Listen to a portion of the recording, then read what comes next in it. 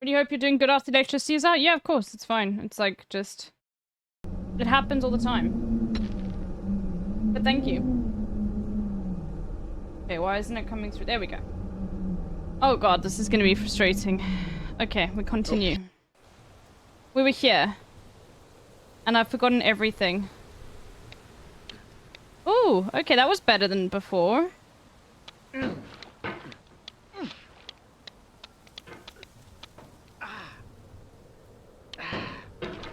Okay, that was better than before.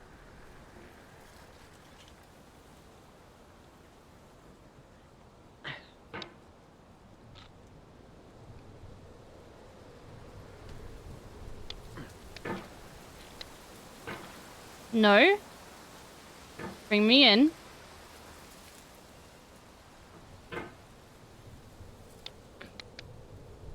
Okay.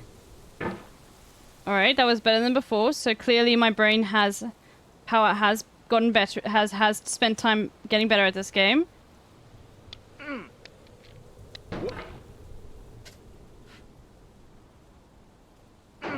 Okay. Yeah, hold on. This is a rough part. Yeah, it is. It's frustrating as... Why?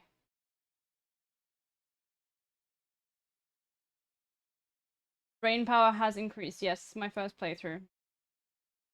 Brain... Do you guys want to listen to Truanon in the background? Oh god. Where we were yesterday? I can't remember. I think we were 40 minutes in to the second episode. Of part 2, right? You're such a min-maxer? Yeah, dude, I need to have something going on in the background. I'm just gonna be, like, talking, you know? So, why not? Let's see.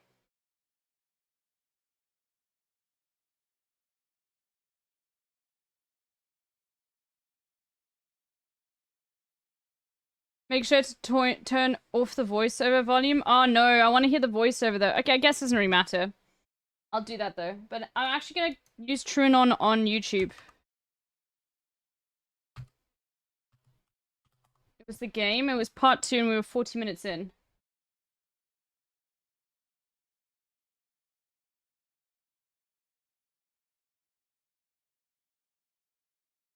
They were, like, here.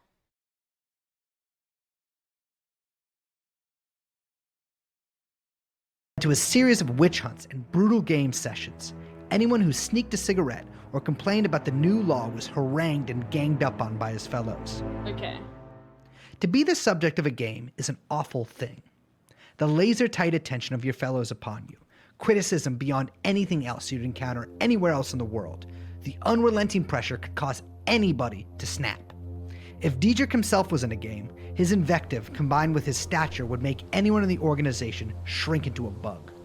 With this new law in place, punishments ramped up.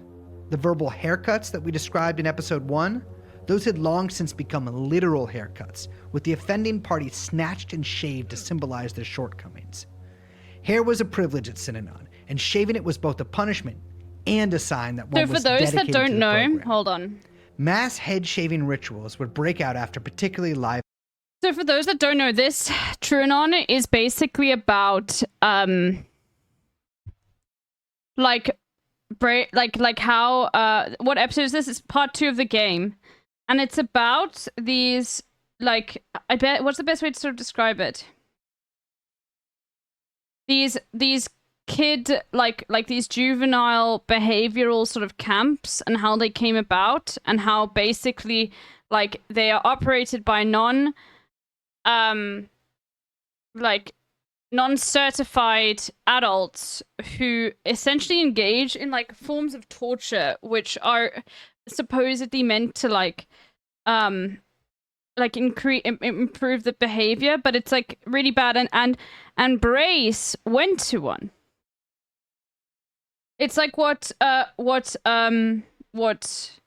the troubled teen industry. It's what, like Paris Hilton went to one called Provo.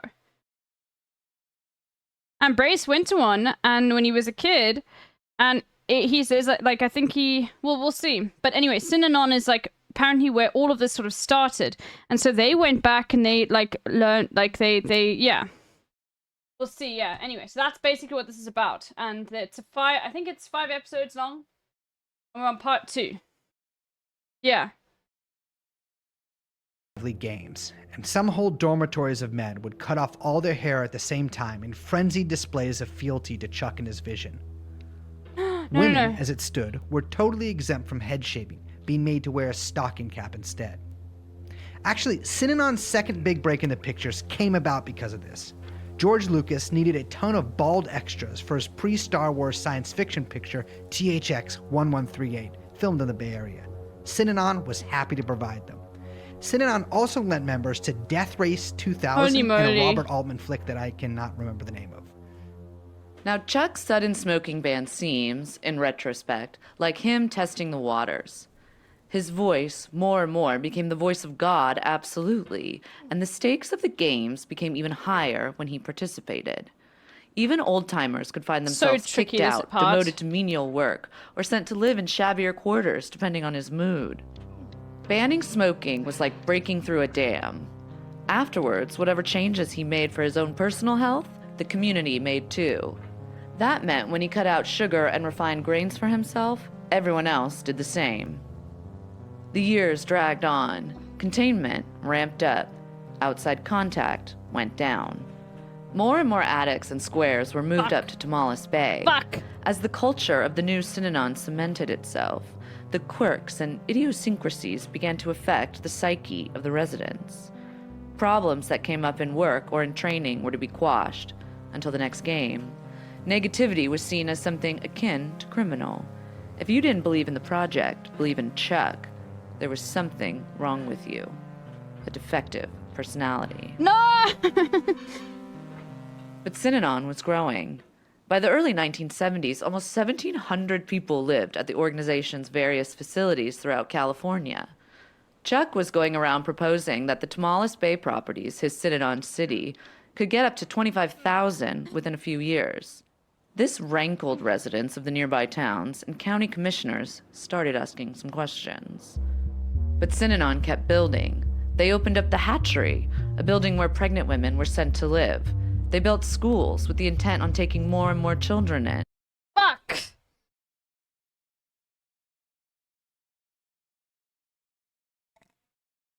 Okay, we move on. We move on. We'll be okay. Fuck. Dude, that sucks so much. You'll get over it. Though they'd started slowly, Synanon had now accumulated over 100 children.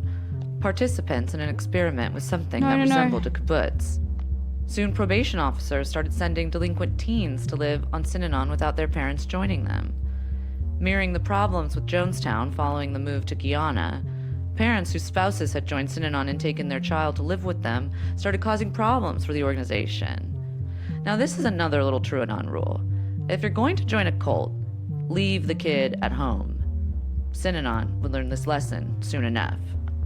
For now, Chuck relished the controversy. One of his longtime maxims had been that Synanon thrived off its enemies, and to this end, he was pretty much correct. Whenever doubters or detractors assailed the community, which, as the 1970s drew onwards, was happening with greater frequency, Chuck would institute special games to cement control and enforce conformity. Rumors that he was stacking games to be in his favor became more and more pronounced, and there was some truth to it. Before contentious games, he would gather his close associates and tell them who to target and what exactly to say. The game itself began to change. While Synanon has always been an intensely hierarchical organization, the game was, at first, intended to have something of a democratizing effect, or at least the effect of mollifying dissidents. If a Synanon member disagreed with a policy or had a criticism for his boss, that could be brought to the game with no repercussions. But the 70s saw a state-of-the-art broadcast system brought in to every Synanon property in California. This new piece of equipment was dubbed the Wire, and radios were placed in every room. This, of course, was nominally so that listeners could learn lessons from other people's games and receive news and music from the higher-ups. But the main effect it had was a total demolition of any semblance of privacy for those in and out of the game. In 1972, the San Francisco Examiner ran a pair of articles critical of Synanon, claiming that they were lying to donors about where their money was going and how it was helping addicts. Synanon wasn't a treatment center anymore. It was a commune. And besides, all this money flowing to the so-called Synanon Foundation was just being used to buy up more properties and houses for the owners to live in. In response, Synanon sued. They won. The reporter was fired, and the Examiner paid up. Chuck jiggled in delight, but his joy now had a tinge of the sinister lying beneath his folds. He formed a gigantic Synanon legal department, utilizing the skills of the Square members, and staffed it with over 40 lawyers working around the clock. Synanon wouldn't be pushed around anymore. Now, it's plain that Chuck's manic, and as he's fused with the rest of the organization, the group becomes manic too. Okay. Increasingly bizarre and esoteric rituals are held. Cloaks are purchased. Chuck calls up all the old true Synanon heads from Santa Monica, dubbed the Dirty Double Dozen, and proceeds to strip them of all their titles, positions, and benefits. Control, which had slipped a bit from his grasp with the relocation northwards, was tightening. Now listen, it was the 1970s and it was California. Everybody was feeling a little bit paranoid and insane, and the members of Synanon were no exception. Nevertheless, the organization's two basic rules remained the same: no violence and no mind-altering substances. Chuck was to break the first of these in a game. A woman spoke up. That's what happened to Dietrich, what made him finally snap. She was talking a little too much, interrupting Chuck's wife, Betty, and she wouldn't shut up, even after Chuck told her to lay off. So he got up, opened up a can of root beer, and poured it all over the woman's head. Synanon was in a state of shock. Remember, the no violence rule had been in place for 12 years, and here, the leader of the organization himself had just committed that cardinal sin. After that, the games got a little bit more nervous. Everyone was on their toes, and the paranoia grew higher. So Synanon was playing with fire. Tax evasion on a massive scale is generally an unwise idea if you're going to be throwing your weight around a county. And while the program for children might be guilty only of being a little bit strange, anyone with sharp eyes can see that the well-being of the kids would mirror the well-being of the organization and its mercurial founder. But most of all, the violence that Chuck started would poison Synanon, infecting the very core of the organization. It would only get worse from here.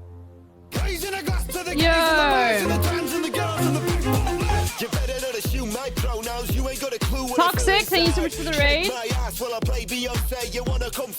Holy moly, thank you. I hope you had a great stream. Oh shit, I need to do Okay Buddy posts. If Hassan's gonna do them today, just came from Toxic. Hello, Bussy Raccoon. I'm glad Toxic's, streaming so much. Let me give you a shout out.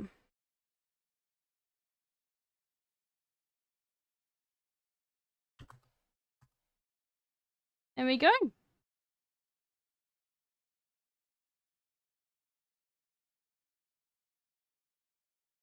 Oh, Busy Raccoon? I'm sorry. Like, I just know so many chatters with, like, Bussy. But Busy Raccoon, there we go. The internet has broken us. Yes, it is. Bussy Raccoon is awesome. Hello, Toxic. I call him that too. Alright, we are watching.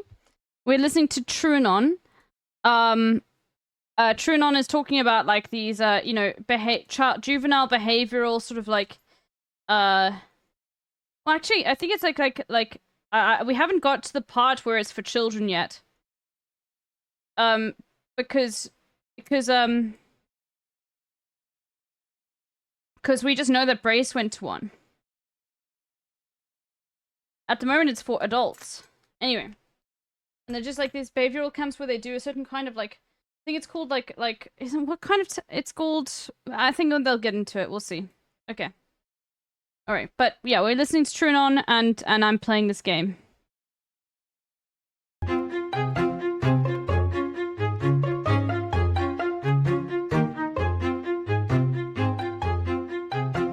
the troubled teen industry, yeah.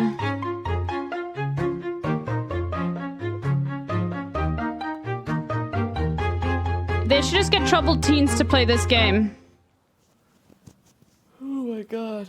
It is 11:30. But it's, what is it for us? 2:30? Yeah. No. It's time to go to the dentist. Oh my god. That ain't bad. That ain't nothing. What? Time? Yeah, you know me. Oh my god. You're like fucking awake, ready to go. You're like kazoos are kazooing. I'm rocking. Yeah, you're fucking rock Well, and rolling all I stay over up the late. place. I stay up late. Not on purpose, but I stay up late. Well, I'm tired, I get it. but I was thinking about, you know, what we were talking about before we got on the plane and then during the plane, because we were in different seats, which was sad, but also kind of nice. To be clear, listeners, Liz got upgraded to first class for no reason, and then I don't know what the that happened. ticket agent I talked to her had a Polish accent. It's because she saw your last name. You I guys don't think I'm lying, but it's true. I think that would be cool if that happened.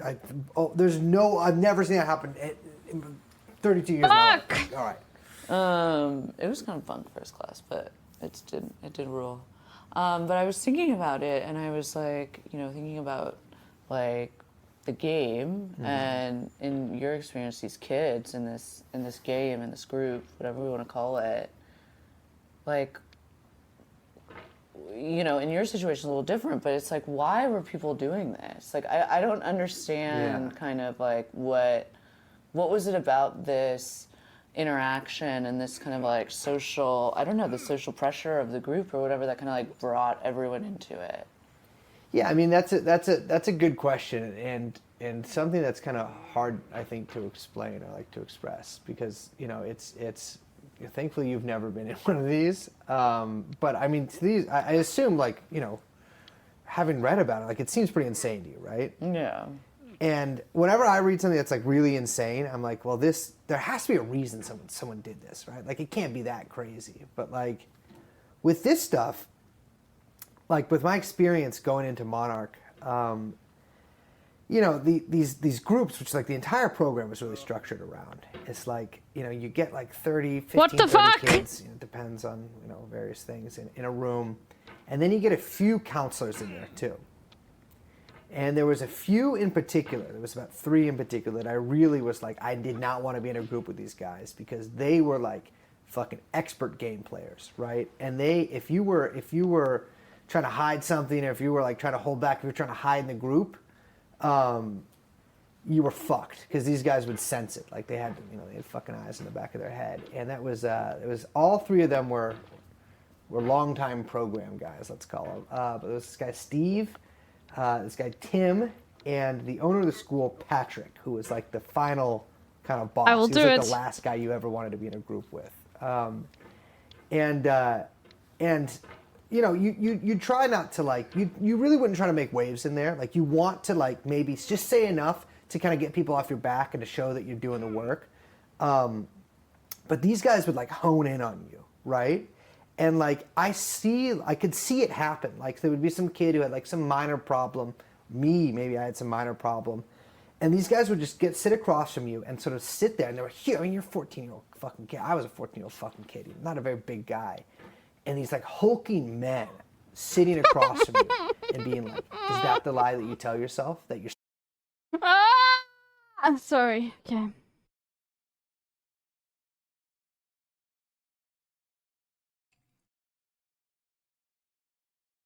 Okay, yeah, we go back. Sorry, everyone. stupid, that you're stupid? Well, maybe you are stupid. And like, just like going in, like it almost felt like they were pulling your fucking tongue out.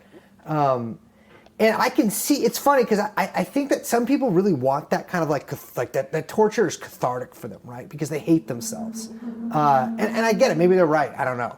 I did not hate myself when I was there. And it just felt like this guy punishing you from across the room. And the you know, this would break a lot of kids. Like I would see kids have, you know, essentially full-blown psychosis or perform this psychosis, really, for the counselors. And it became this interesting dynamic, and I think that probably played out at Synanon too, where like, you feel like you should be getting something like really monumental out of it, like something that's life-changing, that changes your entire perspective and really the direction of the way you lead yourself. But what you're really doing is you're just having the worst fucking panic attack, the worst fucking crying jag, the worst fucking depressive episode, the most humiliating moment of your life over and over and over again. And I think, to me, what it really seems like, because I can't make sense of it. I still cannot make sense of it. I genuinely have no idea why people do this. But I think that there's some people out there who think that if you put yourself in enough pain over and over and over again, and you squeeze that fucking pimple over and over and over, no matter how many times it comes back, because it always comes back, it doesn't heal it, that they achieve some sort of like elevated state. I have not played Baldur's Gate 3. Different, more emotionally humane, capable person. But I never once, ever saw that happen. And the feeling of everybody in there, of everybody looking at you, of everybody paying attention to you, everyone yelling at you, and you having to fucking weep to perform this weeping, but actually to really weep too, but for different reasons. It's very complicated. I think that can drive a man insane.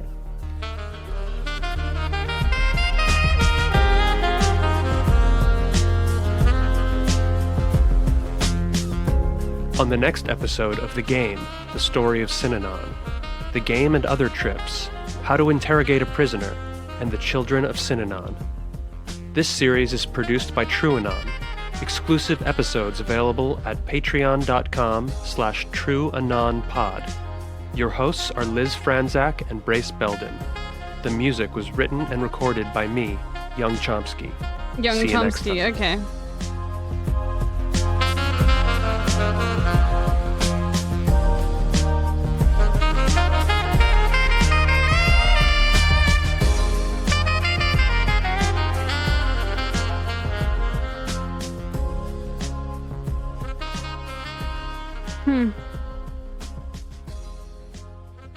Okay. Go on to the next one.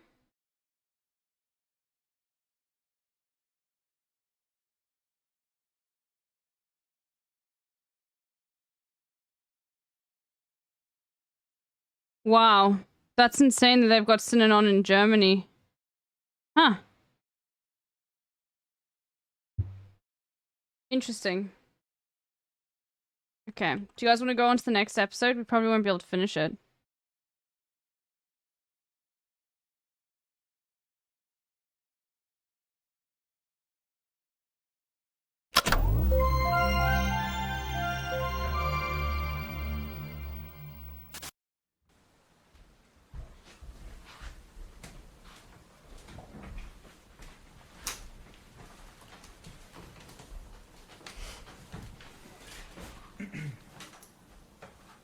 Before we start, I want today's game to actually mean something. You've all been wasting each other's time lately. Let's try not to do that today. Who's going first? I can go. All right, Jane, go ahead. So, hi.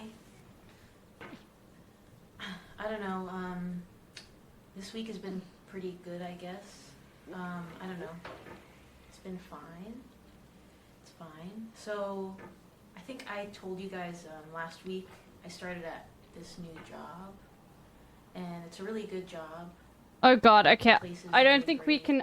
if they're gonna be simulating this, you guys can listen to yourself. I just don't think I can, like... If they're gonna create one of these, like, games, I'm just gonna skip to when it starts. They actually start talking about it, because you guys can listen to it, but I just think it's not great to play. I guess it's just probably gonna be really intense. So I'm just gonna skip to where they start talking. Yeah. If there's a skilled person around to direct. Okay.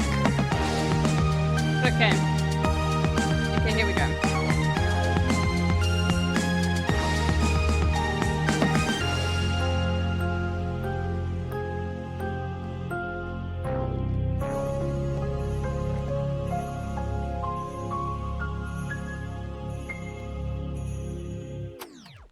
Today is the first day of the rest of your life. Did you know Charles Diedrich coined this? Of all the things that came out of Synanon, Oh my haircuts, God. The silly lingo, the thousands and thousands of people. That's the thing that'll last the longest. What it's saying is that each day you're given an opportunity to make a brand new start. Now, Carl Rogers called encounter therapy the most rapidly spreading social invention of the century, and probably the most potent. For as much as this practice has been pretty much debunked, he is, in a way, not wrong. The basic idea of encounter therapy was that through manipulating an environment, namely a group environment or a social environment, one could induce powerful, thrilling, and agonizing emotions in participants. Now, it's obvious that this style of group therapy is extremely Okay, I need volatile, another soda. but it's important to point out that it's psychologically inflationary as well. New and novel techniques are needed to continue delivering the required emotional kick. For Abraham Maslow, that meant dabbling in nude therapy, a practice that would ruin his reputation. Come on, Maslow? By the late 1960s, he's saying, Nudism, simply going naked before a lot of other people, is itself a kind of therapy, especially if we can be conscious of it. That is, if there's a skilled person around to direct what's going on. Maslow and other practitioners may have felt that way, but most people in this leveled up group therapy session did not. A lot of them felt uncomfortable. Standing there naked, they would be ridiculed and humiliated, and then sometimes there were the spontaneous and somewhat forced orgies. At Synanon, routinely achieving the highs demanded by intensive encounter sessions meant simply increasing the time. 6 or 8 hour sessions quickly morphed into 12, 24, sometimes 72-hour marathons. That's Maslow from Maslow's hierarchy of needs, right? Emerging research was discrediting the That's Maslow from Maslow's hierarchy of needs. Yeah, didn't they mention that? Huh. Interesting. Bendy Jenga, thank you for the follow as well. Okay.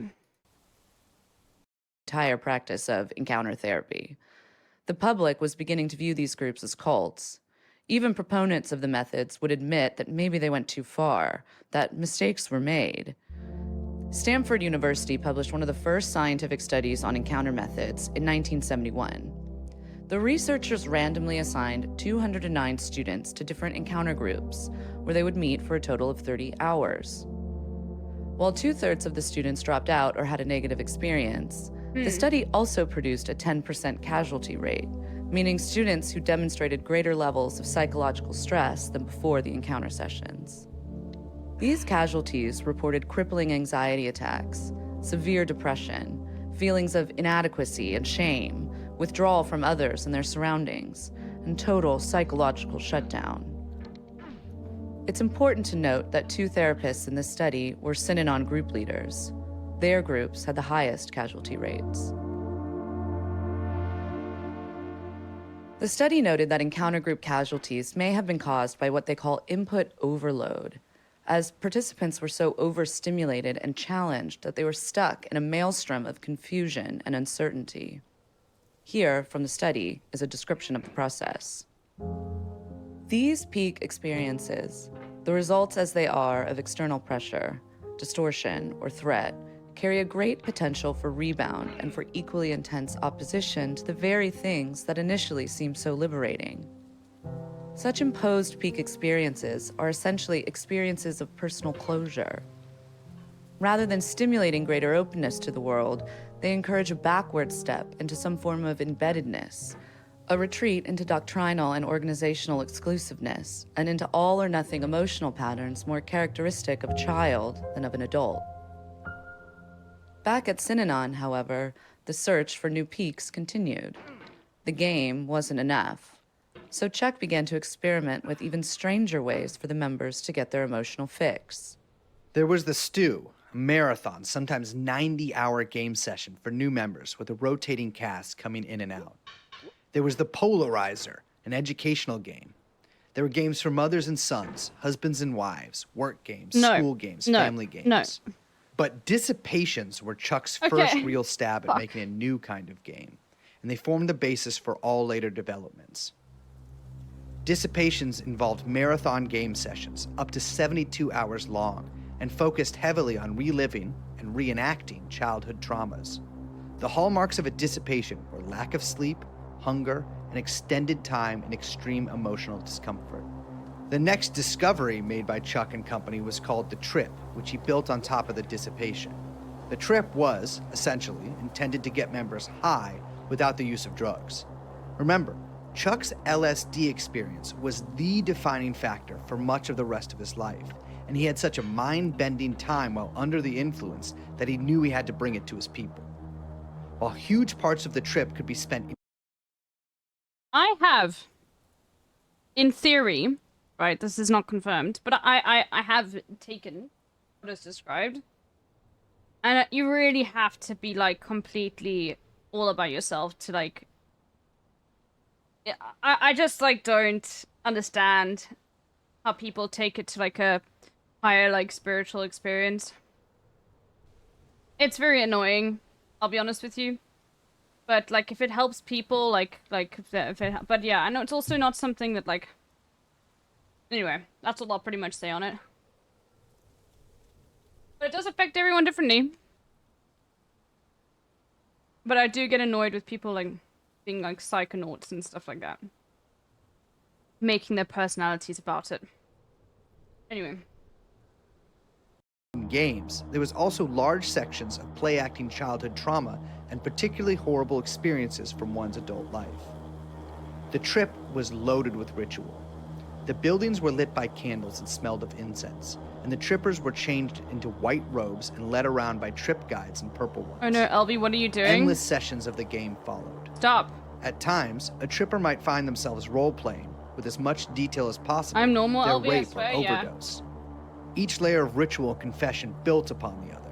Don't Music worry, was like- played. Hours passed. There were sudden discussions of I wouldn't Socrates stress. or other philosophers, or lectures by Chuck on any topic you could imagine. Picture this. You're careening from reliving the absolute worst moment of your life to lying flat on your back while jazz music blares, before sitting cross-legged next to flickering candlelight as a man in a purple robe looks unblinking into your eyes and lectures God. you about Walden Pond. This would go on for days. Trippers would achieve states of perfect delirium. Have you ever been hungry for a long time? Really hungry? Mix that in with weeping and no sleep, and forget about using the bathroom. You start to go insane. The crazy things you're being made to do, they don't start to make sense, but the fact that they don't make sense starts to matter less. And so when women called witches wearing black and white robes come out by candlelight carrying Ouija boards without a hint of irony, you hardly even notice. It's of course impossible to replicate the effects of LSD just from hunger and staying up too long. You can, however, hallucinate. You can also go mad. And that's what would happen in the trips. The guides would suss out who was the most susceptible to breaking and break them first. The others would follow their example. It's gonna be not wanting heartbreaking when you left have to out as soon again. as Shut someone up. didn't Shut get up, it. old lobster. They would weep, crawl around on the floor, debase themselves, and then they'd hold each other. At the end, they would lie down on the floor. Soft music was played, and a gentle voice summed up their experience. This was the trip. Now, if you recall, Chuck's acid trip was administered by a man named Dr. Sidney Cohen at the Neuropsychiatric Institute of UCLA. Decades later, Dr. Cohen, in an interview with ABC News, was asked about the government's interest in funding these types of experiments and what became of them. I know that some of the studies which the CIA had supported included as subjects people who later became strong proselytizers of LSD. By the early 1960s, My the God. government had already labeled LSD as a psychotomimetic, meaning a drug that mimics the symptoms of psychosis, including delusions and paranoia. In spite of this, Don't push the too tests far back. continued. 1. Dr. Sidney Gottlieb, the man funding the experiments on junkies out at Lexington from episode 1, oversaw the highly classified CIA project known as MKUltra. We still don't know very many of the details of the program. In the 70s, Sidney was ordered by Richard Helms of Watergate fame to destroy basically all documentation. But from what we do know, it went something like this. There was a total of about 149 MKUltra projects, with 33 sub-projects on the control of human consciousness specifically. There were at least 185 researchers at over 80 institutions, including 44 universities and 12 hospitals. Now, there were two phases to MKUltra. The first included extremely bizarre experiments, esoteric even, involving hypnosis and hallucinogenic drugs. The second phase was more controversial research into the power of human psychological practices, including what the agency called terminal experiments. These were ones they knew could end in death. Dr. Louis Jolyon West, who headed the Neuropsychiatric Institute at UCLA for 20 years, had been corresponding with Dr. Sidney Gottlieb on his experiments into mind control, hypnosis, and suggestion. Jolly West, as he was known, had an almost Forrest Gump-like capacity to appear at some of the most significant events in American 20th century history, including the Patty Hearst trial, the LA riots, and the death of Jack Ruby. Most of Jolly's research focused on brainwashing techniques, specifically in cults. He was interested in sleep and sensory deprivation, and what it would take to completely break someone's mind. Here's Jolly on potential strategies. What happens in coerced confinement can be called the 3 Ds, debility, dread, and dependency. A prisoner is debilitated by inactivity, by sleep loss, or worse, by physical harm. He is filled with dread by constant threats of pain or death or harm to his family.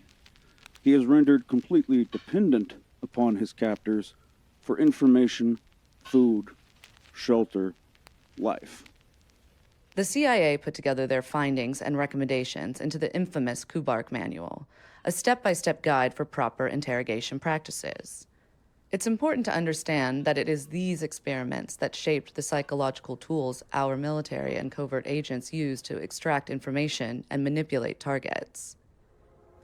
But it wasn't until 6 or 7 years ago that we fully understood the scope of this research. The investigations into the CIA's activities at Abu Ghraib and other black sites around the world uncovered previously unknown horrors. Holy moly, dude. In one internal memo, the CIA's chief of medical services directly links the infamous enhanced interrogation units in Iraq back to the early psychological research done by the military out in California, writing, The antecedents of this unit had overseen much of the MKUltra interrogation research in the 1950s and 1960s, and published still relevant classified papers on the merits of techniques and assisted directly in early interrogations. But it's in the Senate Intelligence Committee's report, an over 6,000-page investigation into how these sites operated, that the influence of all this early research is really felt. Inside that report are the gruesome details of interrogation and confinement, waterboarding, sleep deprivation, dosing people with drugs against their will, forcing someone into contorted stress positions for hours, or sometimes days on end, stripping men and women naked, unyielding verbal abuse and psychological assault, sexual humiliation, blaring music on loop combined with blinding, battering light. Okay, we chill for a second. A team of now. psychologists contracted by the CIA designed these tactics and were asked to develop methods that would increase aggressively over time. They were also asked to provide assurances that none of these techniques would cause lasting mental harm. The motherfuckers in the chat be like, I literally say like, okay, where do I go? And you guys are just like, up, over it. Shut the fuck up, okay?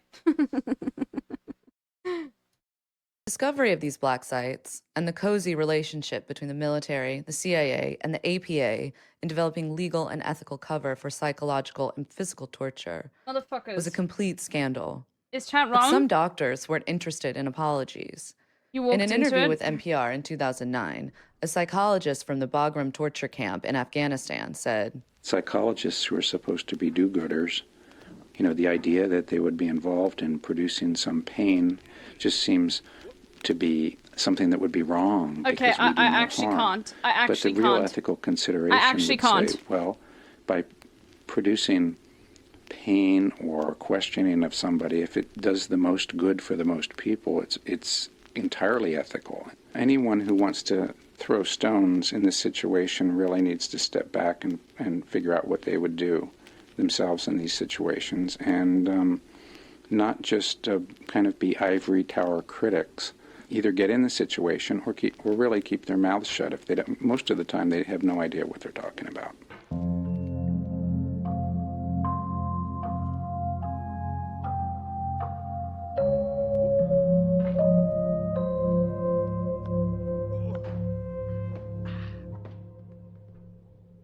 Just now, don't fall. When Synanon hits the scene in 1958, there was nothing like it in the world.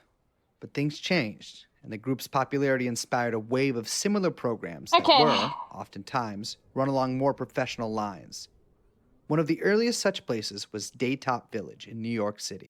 Okay, I don't think that you expected me to get this far in this game. I don't think any of you guys expected me to get this far in this game.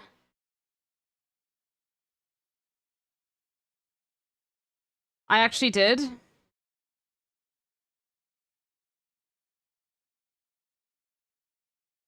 You expect me to finish? Oh my god. Bro, I do not think I'll be able to finish this game.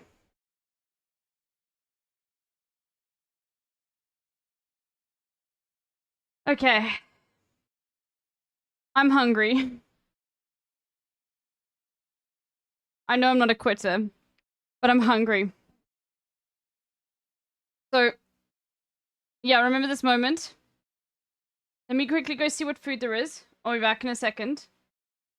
Give me a second, okay? Now I'm hungry. I'll leave this on so you got something to listen to. Daytop Village, originally just called Daytop for Drug Addicts Yield to Persuasion, was started by Daniel Casriel on explicit Synanon lines as the second rehabilitation center in America, primarily catering to those with felony drug convictions. Many of Daytop's early staff were former members of Synanon. Daytop is a really interesting place. They shaved newcomers' heads when they came in to symbolize their new life, and the patients lived highly regimented lives. But, caught up in the sweep of the late 1960s, they underwent a split between radical communist addict teachers and the clergymen and psychiatrists who ran the place. A 1968 New York Times headline reads, "Narcotics Complex Split by Charges of Cultist Activity." The article states what turns out to be true. Executive Director David Deitch, a former Synanon member, led the other ex-addict staffers and the majority of the residents in a communist revolt against the academics and clergymen who ran the institution. Eventually, the board regained control and the grants from the state started flowing again. Daytop's still around, although after a series of mergers, it's now called Samaritan Daytop Villages. It is mostly known for Nancy Reagan's 1980s visit to the program, after which she declared that people should just say no to drugs. Other programs emerged out of Synanon too, like Delancey Street in San Francisco, started by a longtime Synanon member in 1971, which still runs the exact same program, but with expanded rules, that Synanon had in that period. While they now claim there is no connection to Synanon, the fact is, if you check into Delancey Street today, you'll be in a game tomorrow. Then there's Walden House, also in San Francisco, a residential detox and drug treatment program headed from the late 60s onwards by an ex-Synanon and Delancey Street member named Alfonso A. Campora. So Walden House was actually pretty innovative, and I've known a lot of people who've successfully gone through the program. I also remember when A. Campora committed suicide in 2005 with a gunshot to the head after it was revealed that he had siphoned millions of dollars out of the organization. Chuck despised these splitters for stealing his model, watering it down, and partnering with governments in order to spread this sanitized version of his program. None of them had the spirit of Synanon in them. They thought addicts could be reformed and returned to society. The defections and copycat programs caused him to brood and to figure out ways to prevent it in the future. It's hard to trace the exact methodology of all rehabs back to Synanon. While the first batch might have mostly had ex-Synanon members deciding the curriculum, and certainly some weird shit went down at a lot of these places, the industry eventually outgrew Synanon. The trip, the dissipation, okay, so it's the there's literally no food in my house. At many places, these fell out of favor No bread and were gradually or anything like that. replaced So by a I'm more gonna have to, professionalized approach. Do a big Drug grocery order rehabilitation tomorrow. in America Anyway. is now a $42 billion industry. The rehab cartels may have evolved past the Synanon model, but the predatory practices and exploitation of patients remain. Programs for adult drug addicts weren't the only offspring of Synanon. The entirety of what is commonly called the troubled teen industry, or TTI, sprang from it as well. Okay, I've made it very far today. One of Synanon's stated missions was to combat the... I've made it very far. I've made it very far. Okay, we continue tomorrow. Okay? I can't. I'm gonna wait. I have to order something. At all. I have to go to the shops tomorrow, but sorry. Yeah. Okay. But let's do some sap. Okay.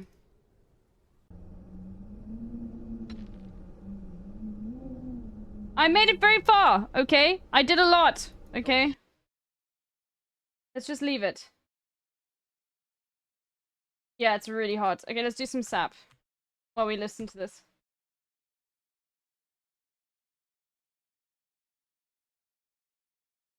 Okay. Yes, I know. I was trying to climb higher, Prez. I was trying to climb higher. I know. I know, Prez. I was trying to climb higher. Like, that's what's frustrating. It's why I didn't read your message initially.